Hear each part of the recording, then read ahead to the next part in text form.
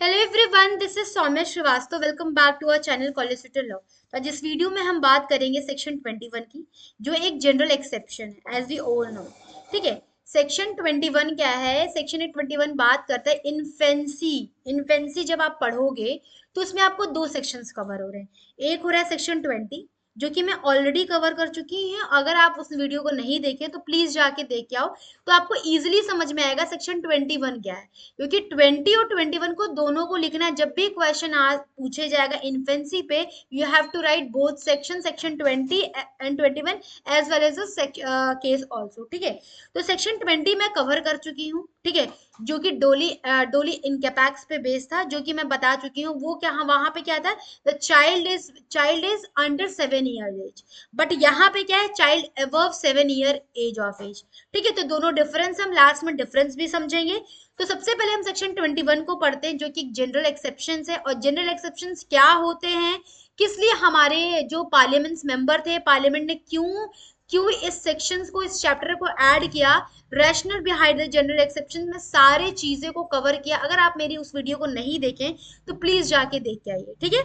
तो अब आप आते हैं टॉपिक पे। सेक्शन 21, सेक्शन 21 कहता है nothing is an offence which is done by a child above 7 year of age. This is the main ingredients of this section. Nothing is offence का यहाँ क्या मतलब है कि नथिंग इज ऑफेंस जो कि किया गया है एक बच्चे के द्वारा जिसकी एज क्या है, 7 वर्ष से अधिक है। एंड अंडर 12 है।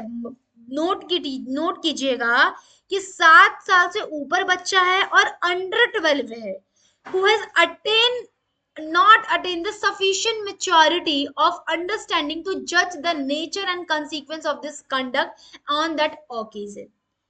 वो कोई ऑफेंस नहीं है अगर कोई भी बच्चा 7 साल से एबव और 12 साल के अंदर में हुआ। मान लीजिए वो 9 का हो, 10 का हो, 11 का, for example, who has attained a not attain the sufficient age of maturity। you know that कि sufficient age of maturity क्या है? हमारे हमारे as per the Indian laws 18 and 18 होता है। जब हम 18 को होते हैं तो maturity attain कर लेते हैं। कहाँ हमने पढ़ा है? कॉन्ट्रैक्ट में पढ़ा है। ठीक है। तो कॉन्ट्रैक्ट में दिया हुआ है कि सफिशिएंट एज ऑफ मेच्योरिटी क्या है। क्यों कॉन्ट्रैक्ट में दिया? The person who has a mostly probably कि वो कॉन्ट्रैक्ट कर सकता है, क्योंकि वो अटेन कर चुका है मेजोरिटी। मेजोरिटी एज क्या होती है? 18 होती है। ठीक है। As per the Indian contract act. ठीक है। तो जो बच्चा एक ऐसा क्राइम किया है बट वो ऑफेंस नहीं बन रहा है। क्यों? क्योंकि जो उसकी एज है 7 वर्ष से लेके बिटवीन 12 ईयर है। वो 7 साल से तो एबव है, 7.5 साल का भी हो सकता है, वो 8 साल का भी हो सकता है, लेकिन बट वो अंडर 12 है, वो 12 का नहीं हुआ है। बट उसके लिए क्यों ऑफेंस नहीं है? क्योंकि वो अटेन किया, not attain the sufficient maturity of understanding to जज the nature and consequence of this conduct. To जज the nature and consequence of the conduct का मतलब है कि उसको ये समझ ही नहीं आ रहा है कि उसने जो क्राइम किया है उसकी सजा क्या होगी, उसका नेचर क्या है। उसके मन में कोई ईर्ष्या नहीं है, वो बस करते जा रहा है, किया, बट उसको ये बात नहीं पता है कि उसका कंसीक्वेंस क्या होगा। जब किसी इंसान को कंसीक्वेंस पता होता है और वो काम करता है, that is called an offence. But किसी पर्सन को पता ही नहीं है कि हमें मर्डर करने से उसकी कंसीक्वेंस क्या होगा, उसका नेचर क्या हो, तो उस पर्सन को हम लाइबल नहीं मानेंगे, क्योंकि वो इंसान इनोसेंट है। ये पता है जनरल एक्सेप्शन हमारे चैप्टर में ऐसी सेक्शंस को क्यों घुसाया गया? क्योंकि जब भी कोई क्राइम होता है, when when you are read, हमने आपको इसेंशियल एलिमेंट पढ़ाया था कि क्या क्या इसेंशियल एलिमेंट होता है, क्या क्या स्टेजेस ऑफ क्राइम होते हैं। इसेंशियल एलिमेंट क्या आता है कि मेंसरिया होना बहुत जरूरी है। ठीक है। मेंसरिया अगर नहीं है तो उस क्राइम हम नहीं मान सकते। तो यहाँ पे देखो कि जो बच्चा 7 साल से 12 साल के तक है, क्या उसका मेंस रिया होगा? 12 साल के बच्चे को ये पता होगा कि अगर हम किसी का मर्डर करेंगे तो हमें ये प्रॉपर्टी मिल जाएगी। उसके पास मेंस रिया ही नहीं है। तो जब उसका गिल्टी माइंड ही नहीं है तो उसको हम कैसे समझे कि वो बच्चा जो है उसको कंसीक्वेंस को समझ रहा है। इसीलिए ऐसे जनरल एक्सेप्शन को रखा गया ताकि हर इंसान जो इम्यून हो सके लाइबिलिटी के लिए। क्योंकि ऐसे तो देखिए तो फिर हर इंसान हर एक जेल में पड़ा मिलेगा, क्योंकि कोई ना कोई क्राइम करेगा ही, बट उसको वो बात पता ही नहीं कि इसका क्या नेचर है, क्या कंसीक्वेंस है, इसीलिए इस सेक्शंस को इंक्लूड करना पड़ा। ठीक है, समझ में आया? अब हम आते हैं इजी एक्सप्लेनेशन, देख लो। If a child between 7 and 12 years of age commits an act that would be normally be a crime, they will not be held criminally responsible if they lack sufficient of maturity of understanding what they are doing. They don't capable, they are not able to even understand like what is crime, what is not crime, what are the consequence of that।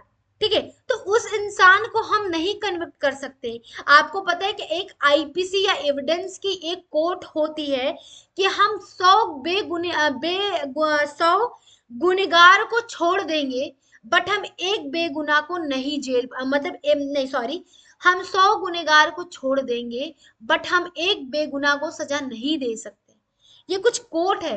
तो इसी court को यहाँ पे देखो कि जो इंसान बेगुनाह है उसको पता ही नहीं है कि क्या गलत है क्या सही, उसको हम कैसे कह सकते हैं कि वो क्राइम किया है। ठीक है, so this section is a qualified conditional and qualified immunity. That is a major difference between the section 20 and 21, कि वहां पे आपको एब्सोल्यूट इम्यूनिटी मिल रहा था, वहां बच्चा अगर 7 साल से कम है तो वहां पे वो पूरी छूट। एब्सोल्यूट का मतलब पता है पूरा, क्वालिफाइड और कंडीशनल का मतलब क्या है, लिमिटेड है।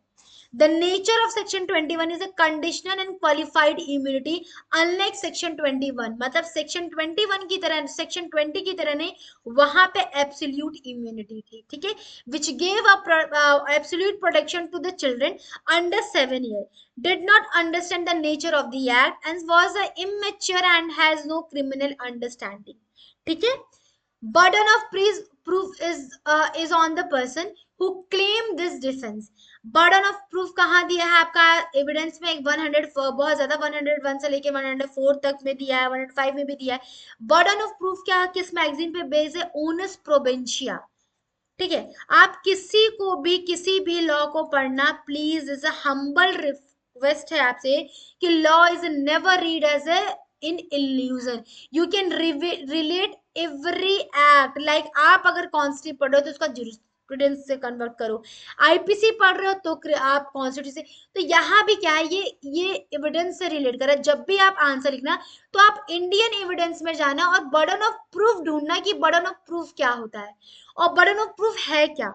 बर्डन ऑफ प्रूफ का मतलब है जिसपे अगर हम क्लेम कर रहे हैं कि मैंने ये क्राइम किया है, बट मैं जो हूं मेरे को छूट मिल सकती है क्योंकि मेरी एज इतनी कम है, तो ये मेरे ऊपर निर्भर करेगा, मेरे ऊपर है कि मैं इसको प्रूफ करूं कि मेरी ये इतनी एज है।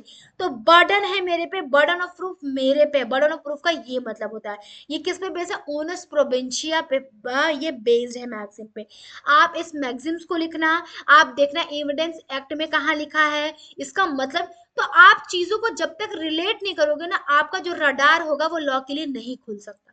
जैसे कि मैं अभी पढ़ा रही हूँ तो मुझे रिलेट कर रही है सर्टेन थिंग, तो आप भी यही चीज करोगे कि आप भी जाके चेक करोगे किस सेक्शन में मेंशन है, क्या इसका मतलब और यहाँ कैसे रिलेट कर रहा है। ठीक है, और इसको लिख के भी आना, definitely it enhance your marks. ठीक है, जब आप ये चीज लिखोगे तो एग्जामिनर को लगेगा कि नहीं आपको ये चीजें आती हैं। मैंने भी यही चीज की थी। फिर देखिए इसेंशियल इंग्रेडिएंट्स, देखिए as child between the 7 and 12, ये मैंने बताया कि 7 से 12 में होना चाहिए। मस्ट डन, ठीक है, the child must have committed an act would be otherwise be a criminal offence. Lack of maturity होना चाहिए, नहीं कि बच्चा समझदार है, इसीलिए तो यहाँ पे कंडीशनल है। वहां पे बच्चे को देखा जाएगा कि क्या उसको कंसीक्वेंस पता था कि नहीं, उसको ऐसा तो नहीं कि उसको पता था, तो इसीलिए क्वालिफाइड, ऐसा नहीं कि उसको कर दिया तो उसको पूरी छूट है। वो सेक्शन 20 में था क्योंकि बच्चा जो था आपको 7 ईयर से कम था, यहाँ पे 7 से 12 के बीच में बच्चा है, तो उसको पहले देखा जाएगा कि the person is doing act, they are able to understand the consequence and nature of the act, तभी उसको हम क्वालिफाइड करेंगे। यहाँ पे चीजों को जज करके हम उसको इम्यूनिटी मिलेगी। ऐसा नहीं कि बच्चा ने क्राइम किया उसको हम छोड़ दें, नहीं, यहाँ पे समझ के कि उसको मेच्योरिटी नहीं थी तभी तो। अगर उसको मेच्योरिटी है तो देन केस कम टू आपको उसमें चला जाएगा जो आपका बच्चों के लिए एक एक्ट बना है, ठीक है, उसमें चला जाएगा। ठीक है, not understanding the consequence, the child did not understand the nature and harmful effects of the same time. या आप पूरा रीड करो, ठीक है. उसके बाद क्या है, द 9-year-old सेट्स एग्जाम्पल देख लो आप, sets a fire to hurt while playing without knowing. Again, if it can be shown the child did not understand the danger or consequence, he is not liable under section 21. पहले देखा जाएगा कि child जो है वो समझ पा रहा है कि नहीं कि इससे डेंजर हो सकता है, इसका कॉन्सिक्वेंस क्या है. But if the same time the child has a full understanding, has done in the before he warn. ठीक है. स्कोप ऑफ सेक्शन 21 देखो क्या है. स्कोप 7 से 12 के बीच में बच्चा होना चाहिए. Immunity is not automatic, it depends upon the mental development of the child. क्या मेंटल, उसकी मानसिकता क्या है, वो डिपेंड करेगा, तभी उसको इम्यूनिटी मिलेगी, अदरवाइज उसको नहीं मिलेगी. पहले ही चेक किया जाएगा कि बच्चे को समझ है कि नहीं. अगर बच्चे को समझ नहीं है तभी उसको इम्यूनिटी इम्यूनिटी मिलेगी, वरना नहीं मिलेगी. ऐसा नहीं कि एब्सोल्यूट बच्चा क्राइम किया उसको हम छूट देते, जैसे सेक्शन 20 में था कि बच्चा 7 साल के कम उम्र का था तो उसको हम सजा नहीं, पनिश नहीं कर रहे थे.